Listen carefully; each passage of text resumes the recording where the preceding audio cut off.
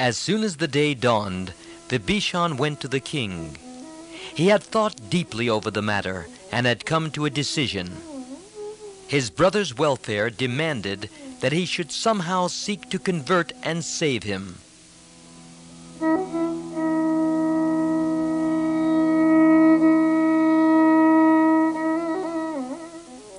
Vibhishan entered the royal palace and stood with folded hands before the king. Ravana sent away all but the principal ministers and asked his brother to speak.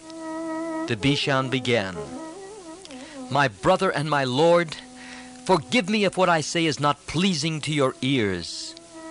My desire is not to flatter, but to save you from a great danger while there is yet time. I beg of you to listen to me. Consider well what I say and then decide on your course of action. Ever since you brought Sita to Lanka, we see only evil omens. Even when the sacrificial offering is poured with the correct mantra, the flame does not spring to receive it. One finds snakes in places of worship. Ants infest food offerings. The udders of cows are dry and yield no milk. Elephants, horses, camels, and monkeys, they fall sick, reject food, and behave strangely. Medicines have lost their efficacy. Crows perch in numbers on the housetops, making hideous noises. Vultures circle overhead. Foxes boldly enter the city and howl at unusual hours. Wild beasts haunt the streets. My brother, these portents should not be disregarded. Oh, I beg of you, restore Sita to her husband. It is only since her coming here that these omens are noticed, as you can verify by asking others. Why should we, who have so much to lose, needlessly incur anyone's enmity? Let us restore Sita to her people and live happily."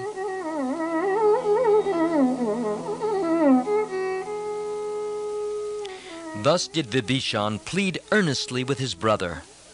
But Ravana exclaimed, "Never! Never! Let there be no talk here of Sita being returned to her people. I do not think much of this enemy. I see nothing to be afraid of. Now you may go, go!" Though he spoke thus, and was obstinate, Ravana had no peace of mind. Sita had not yielded to him, and his own near kinsmen disapproved of his conduct.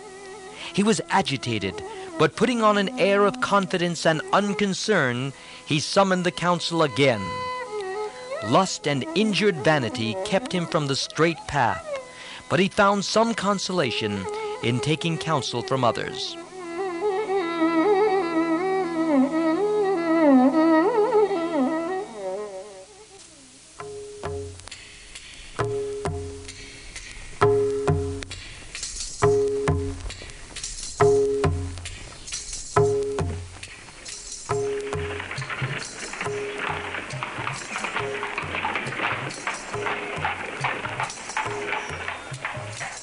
From the palace to the council hall, he drove through the street in a golden chariot drawn by noble steeds.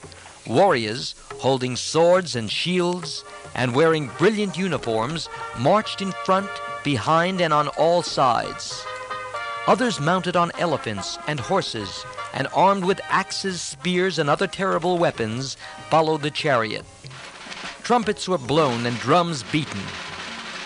As the Lord of Lanka, accompanied by his retinue, passed majestically through the royal street, his people bent low their heads, folded their hands, and invoked victory for him.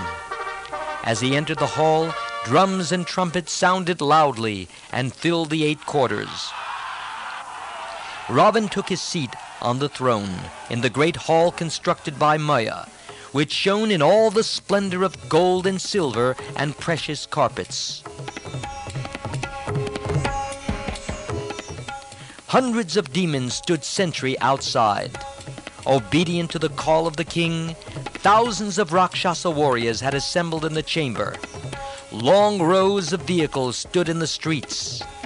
Within the chamber, each was assigned a seat appropriate to his rank.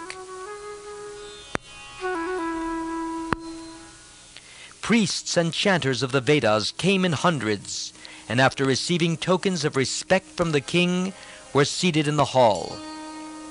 Vibhishan, Suk, Prahasta, and others bowed before the king and sat in their respective places. Devoted officers thronged the hall, all brave and efficient, and waiting to fulfill the commands of their king. The air was heavy with rich perfume. The assembly equaled Indra's in splendor, and everyone felt that momentous decisions were to be taken. Ravana broke the hushed, expectant silence of the great assembly in a voice deep and resonant as thunder. He said, "You are strong, brave, and skilled in the arts of peace and war. You can find a way out of every difficulty. Never so far has your advice miscarried. And so, once again, I seek your counsel. You know well what I have done. I have brought Sita here, who is living in the Dandaka forest. My desire for her so entirely possesses me that sending her back is unthinkable. She has so far not submitted to my wishes, and entertains a foolish hope that Ram will come here and redeem her. I have told her that it is an impossible wish and a vain hope. Finally, she asked for a year's time, and I gave it to her. I now seek your counsel. My desire is unfulfilled. I can never agree to sending Sita back and begging forgiveness from Ram. Till now, neither you, my great warriors, nor I have known defeat in battle. True, a big monkey somehow contrived to cross the sea and wrought some mischief here. But hard indeed will it be for Ram and the Vanar army to cross the sea and come here. And even if they did come, why should we fear? What chance have they against us? On the other side of the sea, Ram, Lakshman, Sugriv, and the Vanars are encamped. I want you to think about how we can slay Ram and Lakshman.